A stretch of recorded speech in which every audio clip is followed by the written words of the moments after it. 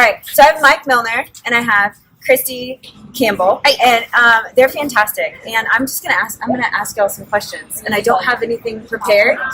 So yeah, here goes. All right, so Christy, this is for you because we're moms. Yep. And we're exhausted right now because we've been at this event, and you actually have your 6-month-old here. Yep. How do you keep pushing when you're so freaking tired? Like on a daily basis, Yes. I think I really enjoy my coffee, and I also try to go to bed early, and that means like at the expense of maybe staying up and decompressing with some nonsense on Netflix. I go to bed on purpose because I know I'm going to be tired, and so that helps like being really good about bedtime. So I have a lot of clients who want to be good about bedtime, but their children aren't good about bedtime. Are your kids? You have your oldest is 10.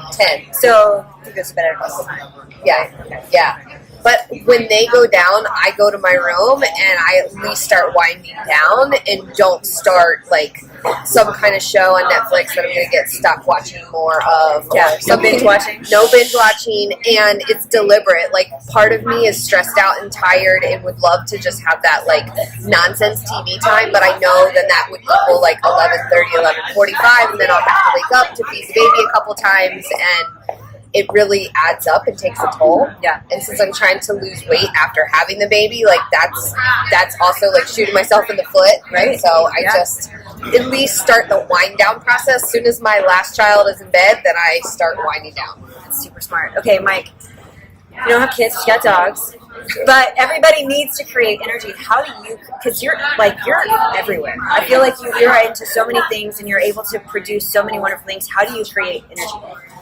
So I would say that it's mostly like a process. It's like having process goals, things that I know that I need to get done every single day, and then sticking to that. So it doesn't matter whether I wake up like feeling super positive about myself or about my business or whatever. It's like the action is the same regardless. Right. So it's a matter of knowing like I don't have to be in the best mental state. I don't have to be super motivated. I don't have to be like so enthusiastic. But I know that the process is the same, and it's similar to like training. When you work out consistently, it's not about whether you go in there feeling like super thrilled that you have to work out. Like, yeah, you should enjoy what you're doing, but you create that momentum, you create the motivation by actually sticking through it and being consistent with it. So I would say like creating that energy is a matter of just almost having a process in place that I know I need to follow through, regardless of how I'm feeling. So, what does that process look like? Because, what are tangible things that people can say? Okay, I want to process too, but what in the world is?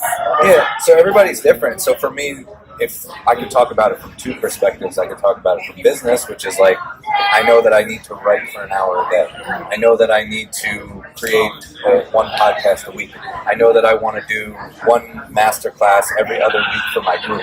So I have actual tangible things that I need to produce.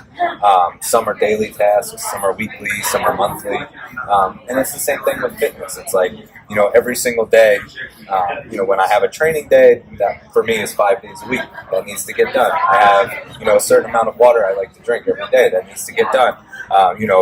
Being consistent with my macros, and then having built-in flexibility. So even things like being social and connecting with friends, and how often I call my mom. Right, having that space. Having stuff to be able to do those things that fulfill me.